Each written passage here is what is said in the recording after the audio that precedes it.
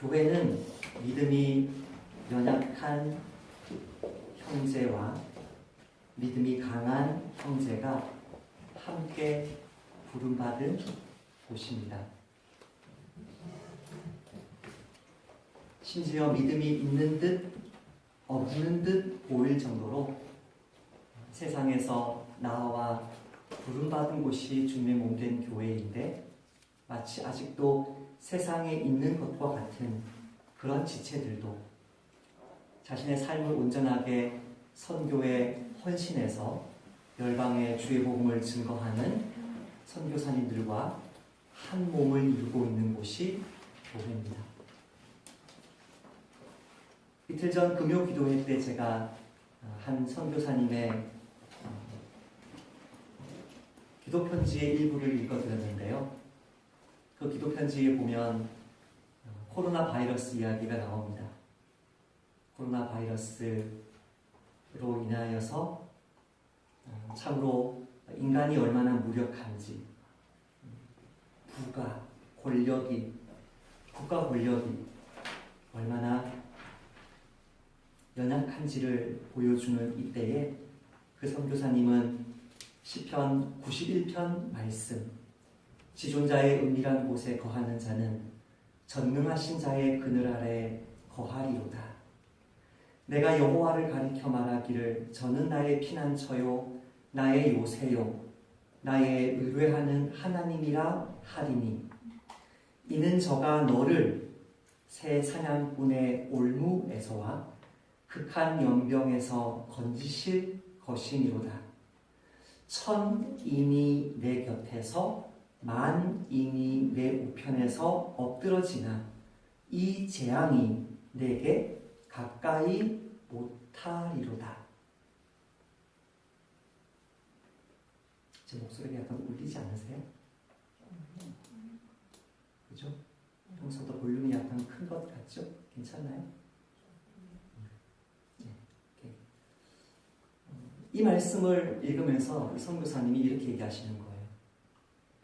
천만인이 넘어져도 하나님이 내 우편에서 재앙이 닥치지 못하도록 지켜주실 거라 약속을 하셨기 때문에 이 말씀을 그대로 믿는다는 거예요. 아멘이에요. 여러분 지켜주실 줄 믿습니다.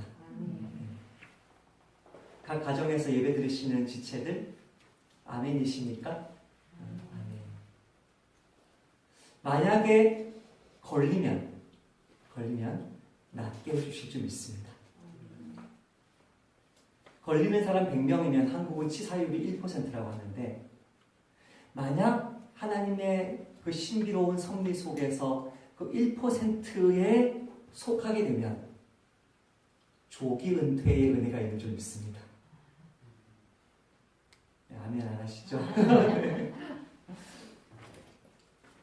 서부 아프리카에서 목숨을 내어놓고 복음 전하면서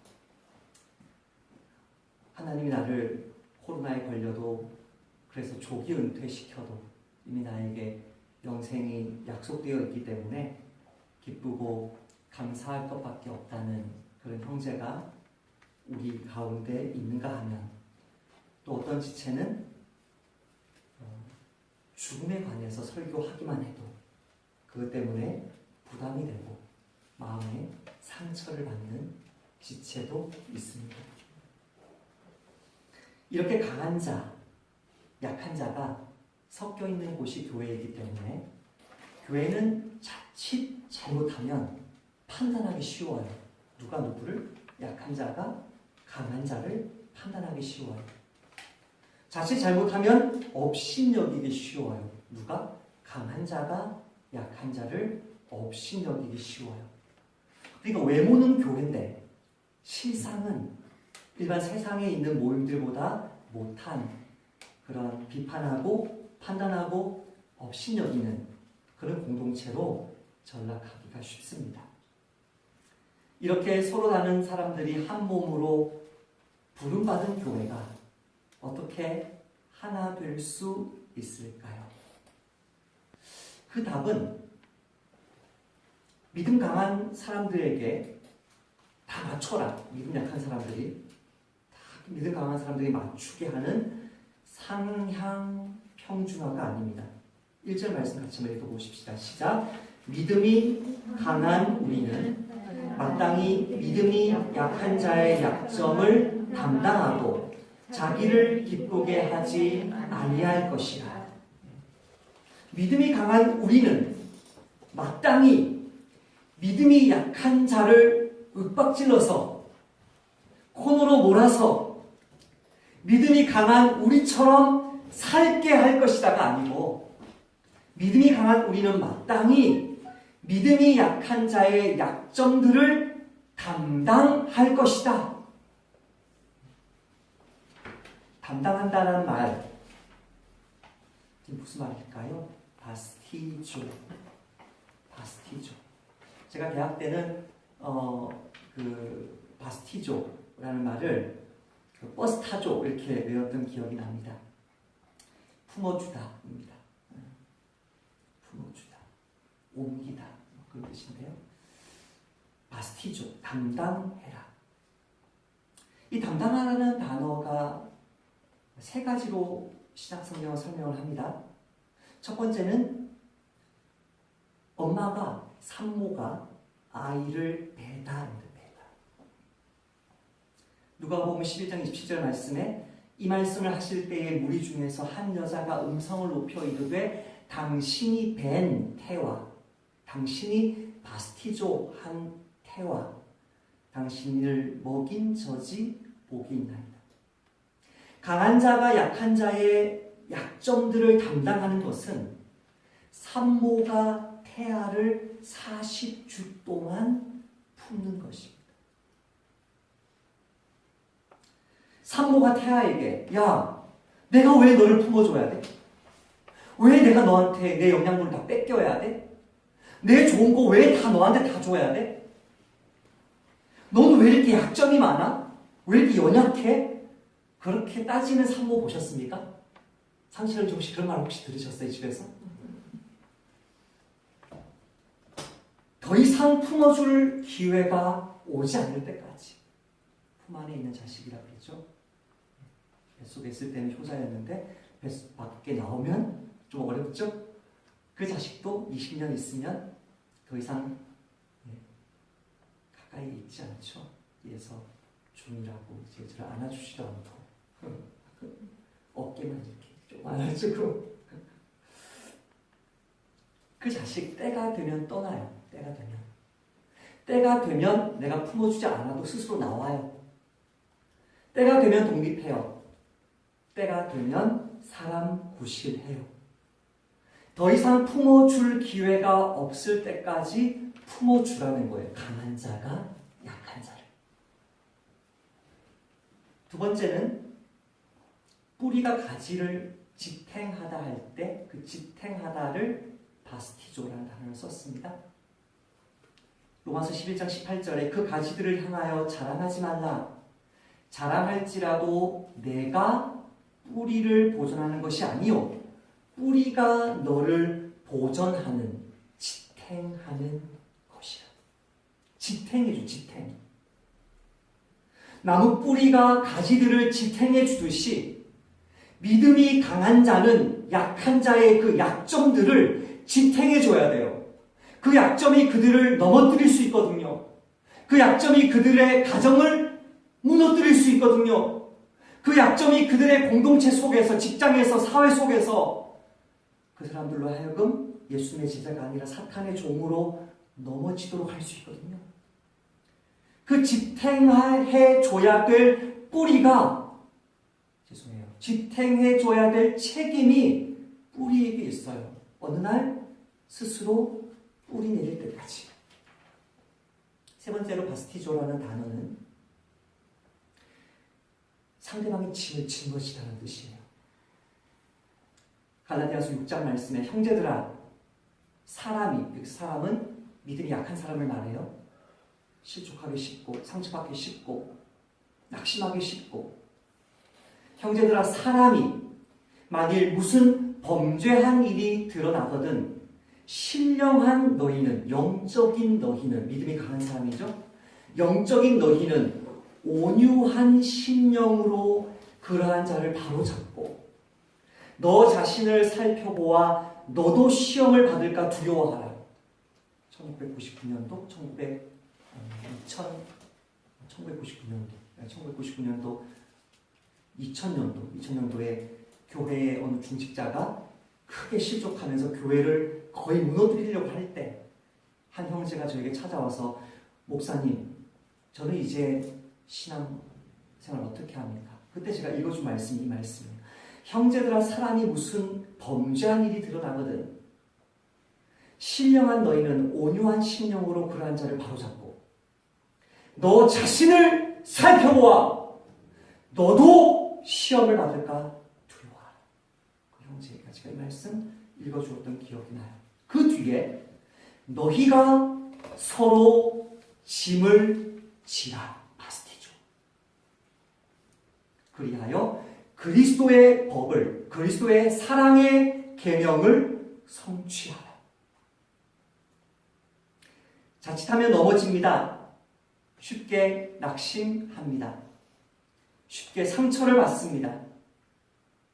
그 연약한 형제의 무거운 인생의 짐을 뭐 하라고요?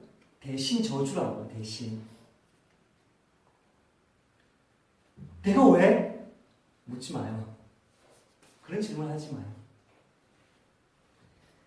아니 좀 제대로 살지 그래. 원망하지 마요. 그 사람을 품어주라고. 그 사람을 지탱해 주라고. 그 사람의 짐을 짊어져 주라고 우리의 믿음을 강하게 하신 거예요. 믿어요? 아멘. 사명이 있기 때문에 은사를 주시는 거란 말이죠.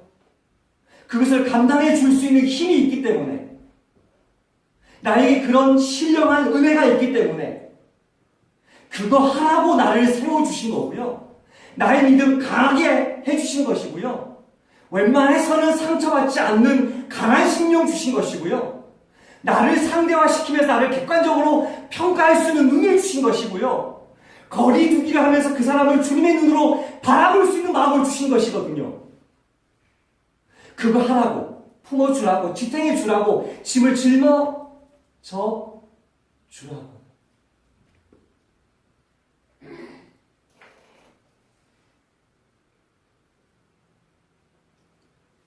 그러니 내가 당연히 짊어져야 할 짐이겠지. 그 사실을 아는 사람은 어떠한 심령으로 그 사람을 바로잡아요? 온유한 심령으로 바로잡아요. 젠틀한, 온화한, 신사적인. 믿음이 연약한 자가 내 자녀일 수 있어요. 나의 부모일 수 있어요. 나의 형제일 수 있어요. 나의 지체일 수 있어요. 나의 배우자일 수 있어요. 믿음이 연약한 자가. 그 믿음이 연약한 자가 계속 넘어져요. 짜증이 나요. 화가 나요. 소리를 질러요. 안 만나요. 이건 온유한 심령이 아니죠. 왜 하나님이 나에게 그 사람의 허점이, 약점이 보일 수 있는 안목을 주셨는지 아직도 모르고 있는 것이죠. 하나님이 나에게 그 사람 옆에 내 삶을 허락해 주신 것은 그 사람의 그 짐을 짊어져 주라고. 나를 이만큼, 이 정도라도 세워주신 거란 말이죠. 그 사실을 아는 사람은 생색내지 않아요. 자기 연민에 빠지지 않아요. 뭘 좀 도왔다고 돌아오는 게 없다고 섭섭해하지 않아요. 그것이 온화한, 온유한 심령이에요. 아, 그러라고 내 인생 가운데 그런 고난 주시고 그런 연단 주시고 나를 이만큼이라도, 이 정도라도 성장시켜 주셨구나. 그 사실을 알기 때문에.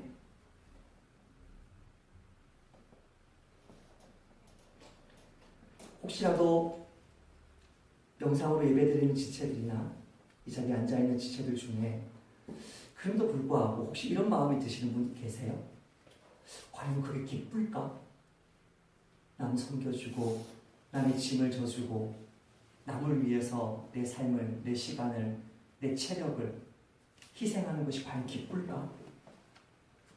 그 사람 계속 지탱해줘야 되고 계속 품어줘야 되고 계속 그 짐을 짊어줘야 되는 그 삶 속에 과연 기쁨이 있을까? 이런 질문 마음속에 드는 지체 있을 거예요. 그 지체들 한번 스스로에게 물어보십시다. 과연 나의 즐거움과 나의 기쁨과 나 혼자만의 유익과 부요와 행복을 위해 살면 기쁠까요? 살아보셨잖아요, 16년. 그죠? 10여 년, 20여 년, 34년, 40년, 50년 우리는 많은 시간을 살아왔잖아요. 그때마다 우리는 정말 우리의 유익만을 위해서 살고 싶었던 때가 있었잖아요. 행복하시던가요? 지금 전에 몇 년 사셨어요? 행복하시던가요?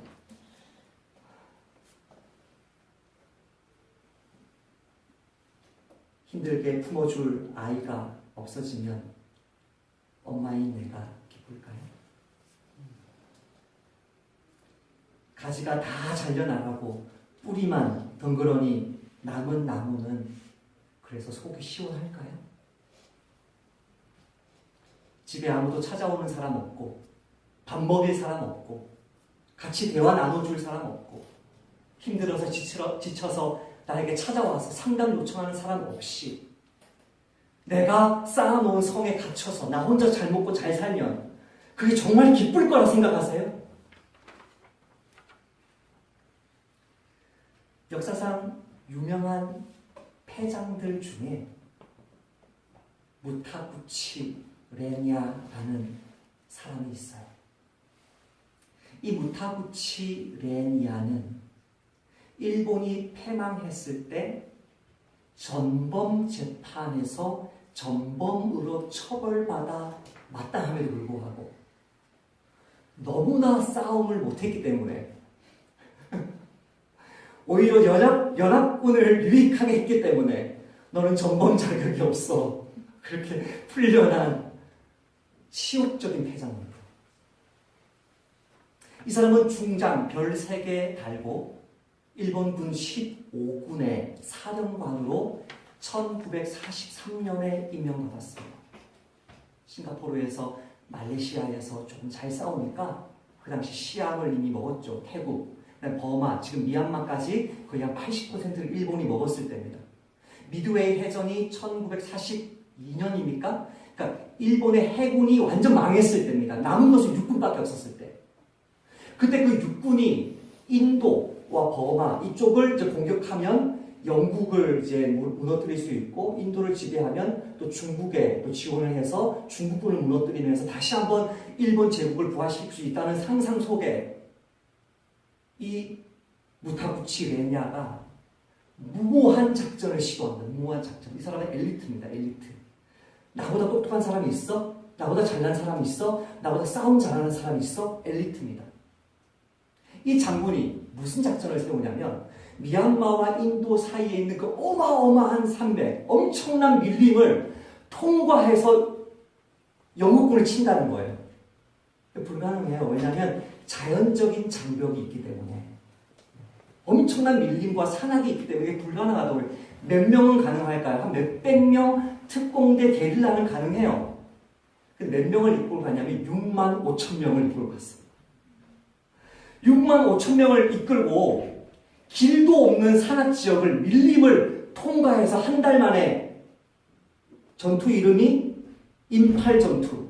그 임팔 평원에 인도에 있는 임팔 평원에 전쟁을 한다? 길이 없는 곳에 6만 5천 명을 데리고 밥 어떻게 싸갈 거예요? 총알 어떻게 싸갈 거예요? 대포 어떻게 싸갈 거예요? 전차가 있는 부대였는데 탱크 어떻게 가져갈 거예요?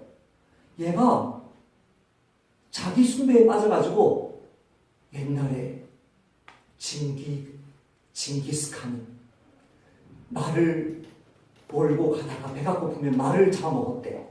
우리도 전차 버리고 트럭 버리고 말의 모든 짐을 실차고 그 말의 나귀에 소에 엄청난 짐을 그냥 실어요. 이 말도 짐 많이 실고 하면 죽는 거 아시죠? 엄청나게 실어요. 나머지 일본 군인들에게 다 짐 실게 해요. 그리고 출발.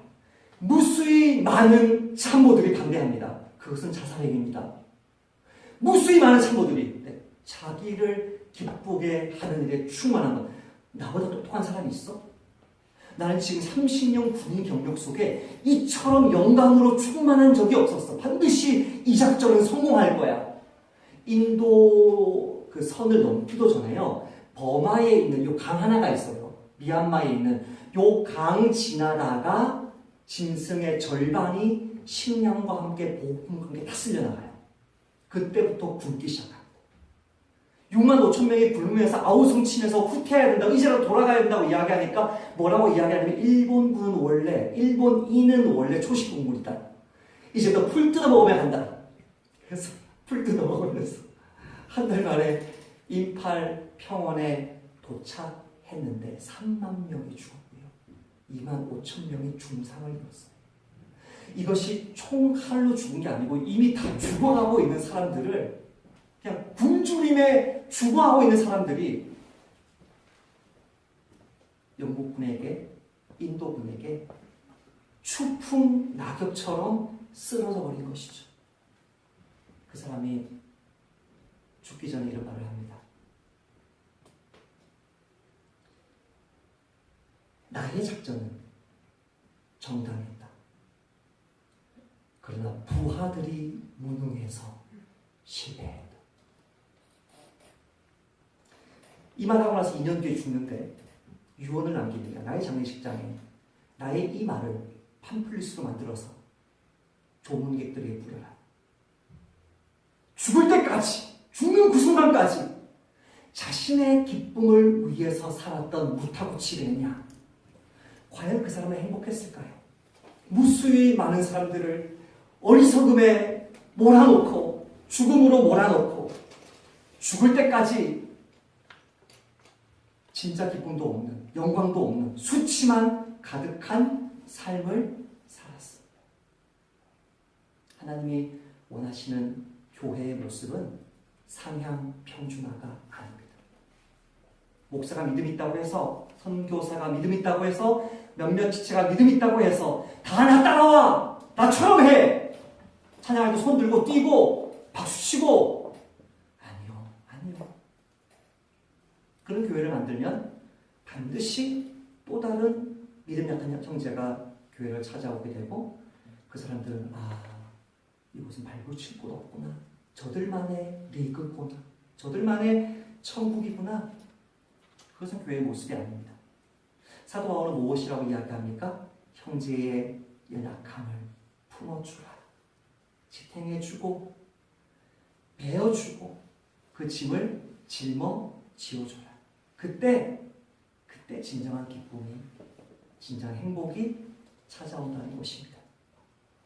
그래서 사도 바울은 나의 기쁨이 아니라 형제의 기쁨을 추구하라고 말합니다. 2절 말씀 같이 읽읍시다. 우리 각 사람이 이웃을 기쁘게 하되 선을 이루고 덕을 세우도록 할지니라. 여기서 말하는 이웃은 예수님 안 믿는 이웃을 말하지 않습니다. 문맥 안에서 이 이웃은 성도를 말합니다. 내 옆에 있는 성도를 말합니다. 그러니까 이 말에서 교우라는 말이 나오는 거죠. 나의 형제인데, 나의 지체인데 신앙의 이웃인 것입니다. 우리 각 사람이 교우를 기쁘게 하되, 사람을 기쁘게 하되 선을 이루고 덕을 세우도록 할지니라. 어떤 사람들은 이 말을 하향 평준화, 그러니까 믿음 좋은 사람도 앞으로 그 믿음 좋은 대로 살지 말고 믿음 안 좋은 모습으로 살라라고 오해할 수 있습니다. 성경은 그것을 강하게 거부합니다. 사도 바울이 갈라디아에서 이런 말씀을 전합니다. 이제 내가 사람들에게 좋게 하랴 하나님에게 좋게 하랴, 사람들에게 기쁨을 구하랴. 내가 지금까지 사람들의 기쁨을 구하였다면 그리스도의 종이 아닙니다. 정말 좋기만 한 아빠입니다. 정말 좋아요. 예스맨 아빠. 원하는 대로 다 들어주는 아빠.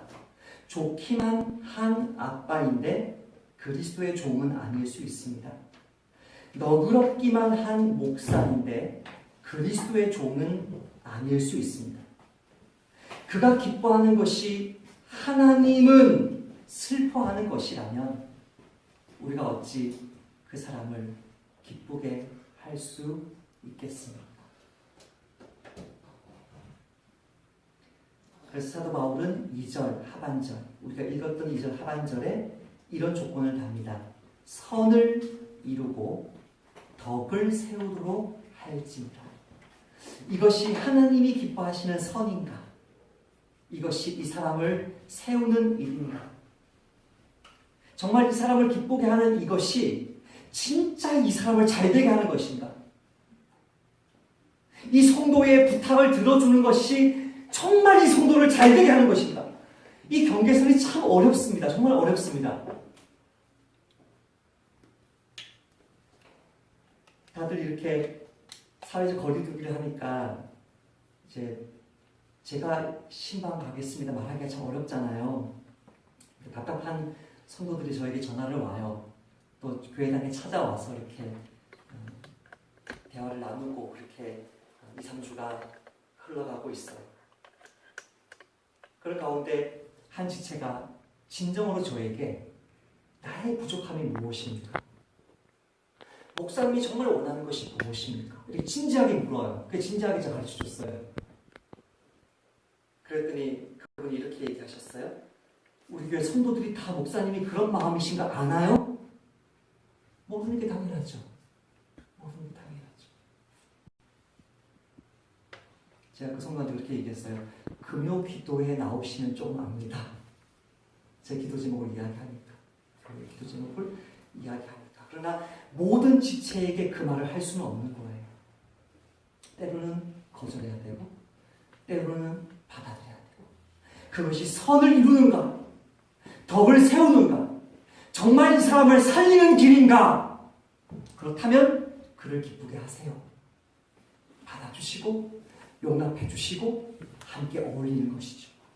그러나 그것이 아닐 때는 거절하는 것이죠. 오해받을지라도. 여러분은 아빠이기 전에 목사이기 전에 그리스도의 종이기 때문에 거절하는 것이죠. 사도 바울은 고린도전서 10장 33절에 이렇게 말씀합니다. 나와 같이 모든 일에 모든 사람을 기쁘게 하여 자신의 유익을 구하지 아니하고 많은 사람의 유익을 구하여 그들로 구원을 받게 하라. 그들에게 유익이 된다면 그들이 구원받는 길이라면 때로는 그들을 슬프게 할지라도 꾸짖어야 할 것이고 그 형제가 그것을 감당하지 못하고 오히려 나를 멀리하고 교회를 떠난다면 알면서도 침묵하며 있는 모습 그대로를 받아주어야 할 것이고 언제 이 배에서 나올지 모르지만 언제 스스로 뿌리를 내릴지 모르지만 언제 오히려 나의 짐을 져줄 수 있을지 모르지만 묵묵히 기다려주는 것이죠. 미국 핵 추진 항공 모함 시어도어 루즈벨트 호의 캡틴 함장인 브렛 크로지어 함장 이야기를 이번 주에 뉴스에서 읽었습니다. 미국 항공모함이니까 이 아시아 지역, 태평양 지역 왔다 갔다 하는 항공모함인데 필리핀이든 태국이든 중간중간에 수병들을 잠시 내려주지 않습니까? 오늘 외출이다 이렇게 내려주고 하는데 필리핀에 내렸던 우리 승무원들 5,000명이 타는 배인데 핵추진 항공모함인데 그 5,000명 중에서 그 수병들이 필리핀에 내렸다가 잠시 탔는데 코로나에 걸린 것이죠. 그래서 코로나가 점점 퍼지는데 114명까지 퍼졌어요. 그러니까 이게 마치 일본 그 오키나와 그 거쳐서 왔던 그 배 이름 뭐죠? 다이아몬드 프린세스호. 일본의 코로나를 퍼지게 했던 그 배처럼 이게 코로나 바이러스 배양 접시가 된 거죠. 점점 퍼지고 있는데 미국 국방부에서는 미국 정부에서는 아무런 조치를 취하지 않는 거예요. 이 사람이 언론에 대고 뭐라고 이야기하냐면 3월 30일에 언론에 대고 이야기한 건 아니죠. 국방부에 서신을 보낸 거죠. 3월 30일에 이렇게 이 대령이 말해요. 전시가 아닙니다. 지금은 전시가 아닌데 5,000명의 승무원들을 죽일 필요가 있습니다. 내려주십시오. 이 승무원들에게 휴가를 주십시오. 이거를 서한을 보내는데 그게 이제 언론에 새어나갔다고 해요. 3월 30일에 이 편지를 썼는데 4월 2일에 경질되고 4월 4일에 진주만에서 하와이에서 하선시켰습니다. 이 함장.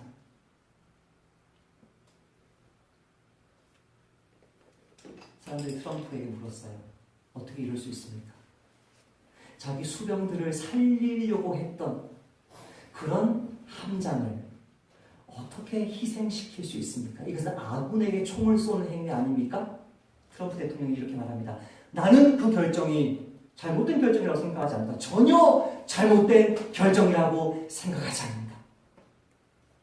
그 함장이 떠나는데 캡틴 크로지오, 캡틴 크로지오, 캡틴 크로지오 수백 명이 몰려서 자기 직을 내려놓고 자기 부하들을 살린 그 함장에게 긴 박수를 떠날 때까지 보내주는 승무원들의 모습을 보았습니다. 그들의 구원에 유익이 된다면 나의 직을 걸고서라도 나의 신분을 포기해서라도 내가 지금까지 쌓아 올렸던 그 대령이라는 그 계급장 내려놓고서라도 그의 유익을 위해서라면 그의 구원을 위해서라면 바른 말을 할 수 있는 그 사람이 진정 남을 품어주는 사람이죠. 사도 바울은 상향 평준화시키는 것도 아니고 하향 평준화시키는 것도 아니고 그 형제의 약점을 품어주고 지탱해주고 그것을 담당해주는 그 유일한 모델로서 예수님의 십자가를 주목하게 합니다. 3절 4절인데 한번 3절만 합독해 보십시다. 시작. 그리스도께서도 자기를 기쁘게 하지 아니하셨나니 기록된 바 주를 비방하는 자들의 비방이 내게 미쳤나이다 함과 같으니라. 그리스도는 어떻게 자기를 기쁘게 하지 않을 수 있을까? 이 가운데 동일한 소명을 받았다면 과연 몇 명이나 캡틴 프레지어처럼 자신의 직을 내려놓고 정말 정직하게 말할 수 있는 사람이 몇 사람 될까요? 저는 목사라서 아마도 여러분을 위해서 헌신하는 척 하면서 하겠지만 목사가 아님에도 불구하고 얼마나 많은 사람들이 성도들 한 명 한 명을 위해서 기도하며 그렇게 살아갈 수 있을까요? 어떻게 예수님은 자신의 목숨을 잃어버리는 그 십자가의 길인데도 그 십자가의 길을 묵묵히 살고 싶은 자기의 기쁨, 존경받고 싶고 왕이 되고 싶은 자기의 기쁨, 이 땅에서 어떻게든 자기 잘 되고 싶은 그 모든 것을 부인하고 다른 형제들을 기뻐하는 그 삶을 위해서 십자가의 길을 걸을 수 있었을까요? 남을 품어주는 그것이 진짜인 것은 알겠는데 어떻게 그것이 가능한지를 3절을 통해서 말합니다. 기록된 바 주를 비방하는 자들의 비방이 내게 미쳤나이다. 이 말씀은 시편 69편 9절 말씀을 인용한 것입니다. 69편 9절 말씀을 보면 이렇게 나옵니다. 주의 집을 위하는 열성이 나를 삼키고 주를 비방하는 비방이 내게 미쳤나이다. 예수님은 그 마음에 한 가지 열정이 있습니다. 한 가지 소망이 있습니다. 그것이 무엇이냐면 짓밟히고 있는 하나님의 영광이 회복되는 것입니다. 사람들에게 외면받고 있고 사람들에게 오용되고 있고 유대인들에게는 이방인들에게는 허락되고 있지 않는 그 예수님의 그 하나님의 그 이름을 높이는 것입니다. 그 하나님은 곧 하나님의 집과 동일합니다. 그 하나님의 집을 위한 열심, 주님을 비방하는 그 비방이 예수님께 미칠 정도로 끝까지 하나님의 거룩하신 이름을 드높이고 그분의 집을 새롭게 건축하기 위해 자신의 몸을 무너뜨리는 삶을 자처하십니다. 뒤에 있는 하반절, 주를 비방하는 비방이 내게 미쳤나이다. 이 말씀은 인용되었지만 위에 있는 상반절, 시편 69편 9편의 9절에 주의 집을 위하는 열성이 나를 삼키고라는 말은 인용되지 않았어요. 로마서 말씀에서는. 이 말씀이 인용되는 구절이 요한복음인데 조금 길지만 제가 한번 읽어볼게요. 유대인의 유월절이 가까운지라 예수께서 예루살렘으로 올라가셨더니 성전 안에서 소와 양과 비둘기 파는 사람들과 돈 바꾸는 사람들이 앉아있는 것을 보시고 노끈으로 채찍을 만드사 양이나 소를 다 성전에서 내쫓으시고 돈 바꾸는 사람들의 돈을 쏟으시며 상을 엎으시고 비둘기 파는 사람들에게 이르시되 이것을 여기서 가져가라. 내 아버지의 집으로 장사하는 집으로 만들지 말라 하시니 제자들이 성경 말씀에 시편 69편 9절에 주의 전을 사모하는 열심이 나를 삼키리라 한 것을 기억하더라. 이에 유대인들이 대답하여 예수께 말하기를 내가 이런 일을 행하니 무슨 표적을 우리에게 보이겠느냐? 예수께서 대답하여 이르시되 너희가 이 성전을 헐라 내가 사흘 동안에 일으키리라. 하나님이 주신 천상의 그리스도, 그 놀라운 우주적인 지원, 미국 대통령, 한국 대통령, 그런 대통령과는 비교도 안 되는 어마어마한 지위를 가지신 그분이 십자가의 그 온갖 모욕과 침뱉음과 뺨치는 것과 벌거벗김 당하는 것과 조롱당하는 그 고통을 당하면서까지도 어떻게 그 십자가를 참아내셨느냐? 더럽혀지고 의심받고 내버려진 하나님의 영광, 그 하나님의 명예, 그 하나님의 거룩하신 이름, 그것을 온전히 회복해 내시겠다는 열정과 열심이 있는 것이죠. 여러분, 하나님의 영광만을 위한 열심만이 중간에 포기되지 않습니다. 여러분 영광만을 위한 열심은 반드시 포기되고 좌절되고 하나님에 의해서 빽빽을 당할 거예요. 하나님을 위한 영광, 그분을 위한 열심은 좌절되지 않습니다. 매일매일 새롭게 해주시거든요. 모든 능력을 부어주시거든요. 그분의 영광 위에서 내 삶을 드리려고 하는 자에게 하나님이 당신의 영광을 보여줘요. 필요한 모든 사람들, 필요한 모든 돈, 모든 은사, 건강 다 부어줘요. 그 주님의 더럽혀진 이름을, 사람들에게 짓밟히고 있는 그 이름을, 나그네 교회 몇몇 불신자와 비슷한 유혹을 받는 지체들에게 때로는 외면받는 그 이름을 그 지체 속에서, 그 지체의 삶 속에, 우리 가정에, 우리 교회에 하나님이 하나님 되게 하겠다. 그 열정은 우리가 당하는 그 어떤 고난도 참을 수 있게 하고 그 어떤 아픔도 인내하게 만들어서 환난은 인내를, 인내는 연단을, 연단은 소망을 이루는 줄 알기 때문입니다. 그 인내를 통해 우리의 삶이 변화되는 것을 보면서 와, 앞으로에 있는 그 영광에서는 얼마나 아름답게 내가 변화될까 소망을 가지면서 예수님이 앞에 있는 즐거움을 위해서, 그 앞에 있는 기쁨을 위해서 그 십자가를 참아내신 것처럼 그 앞에 있는 영광에 사로잡히면 감당하기 힘든 우리 시부모님, 감당하기 힘든 우리 친정부모님, 감당하기 힘든 그 친구, 나의 가족, 나의 지체, 기쁨으로 감당할 수 있는, 기쁨으로.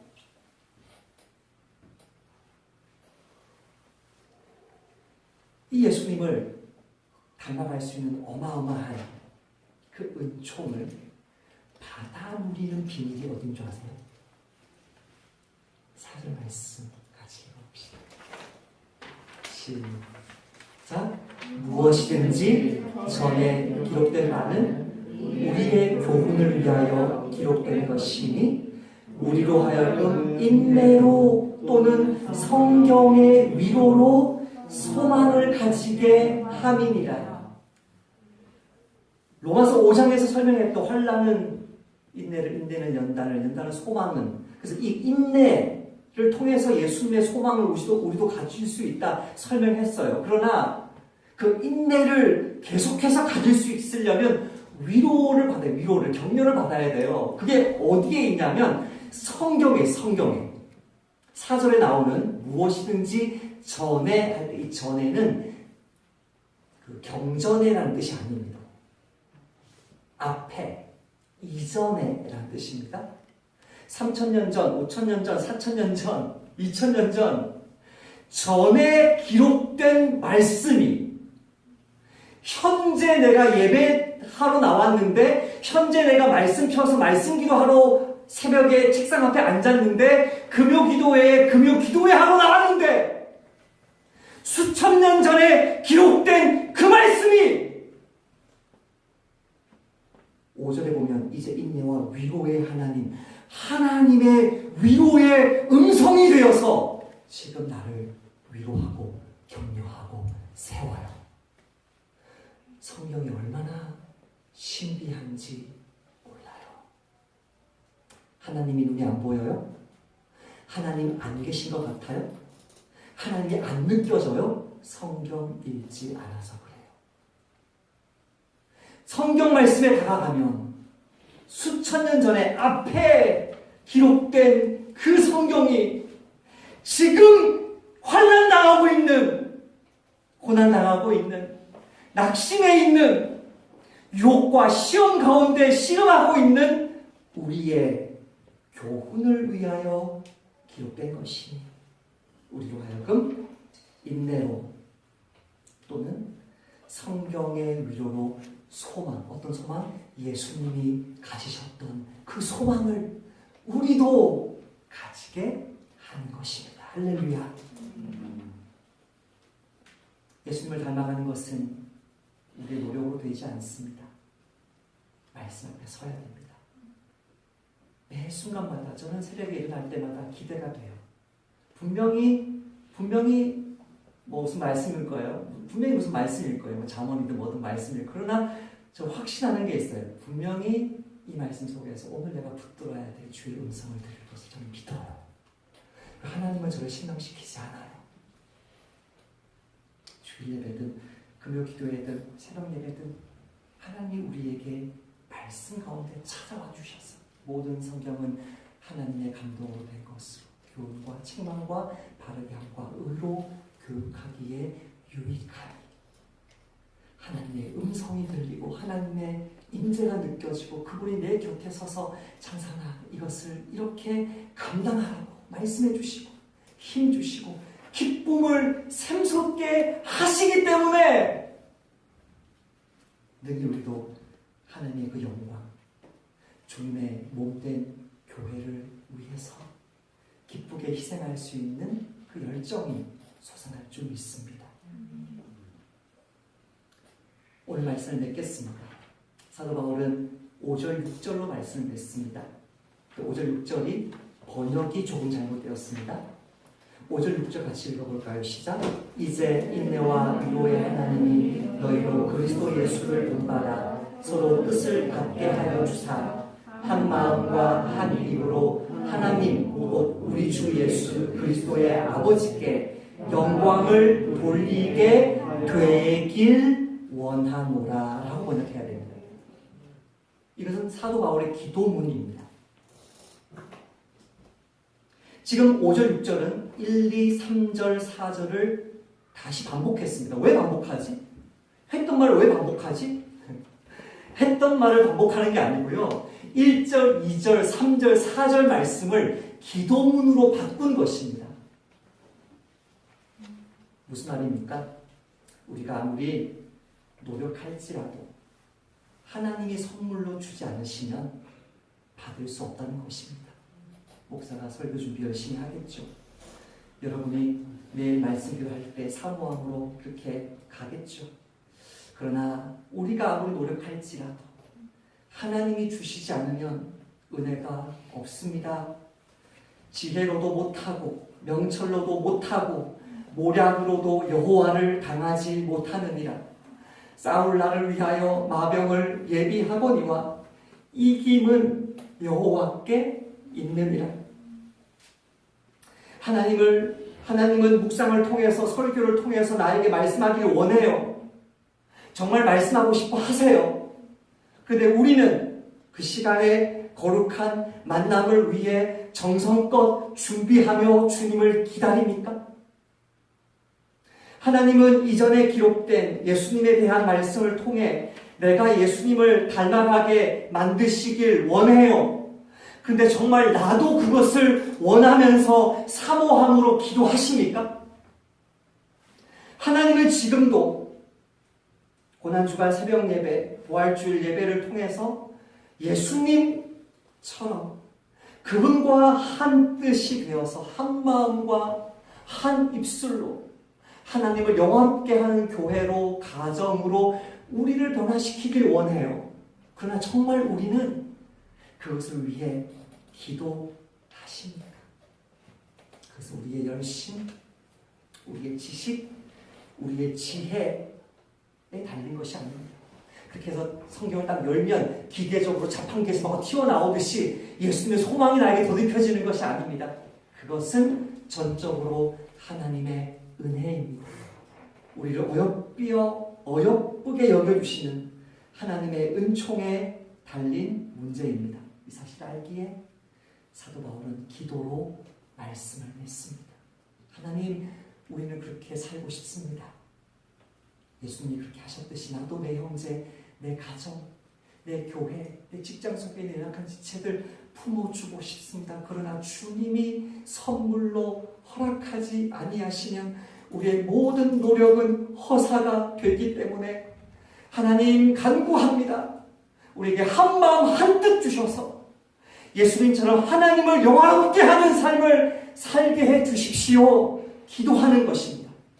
이 겸손한 기도, 이 간절한 기도가 종료주일부터 시작해서 고난주간을 지나 부활주일을 기다리는 저와 여러분에게 가득하신 한 주가 되길 축복합니다.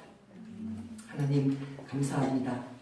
이 복되고 노래로운 고난주간에 저희도 예수님처럼 우리의 최선으로 나의 십자가 지고 형제의 짐을 대신 짊어지며 형제의 삶을 지탱해주며 그를 내 마음에 품고 눈물로 섬기기를 원합니다.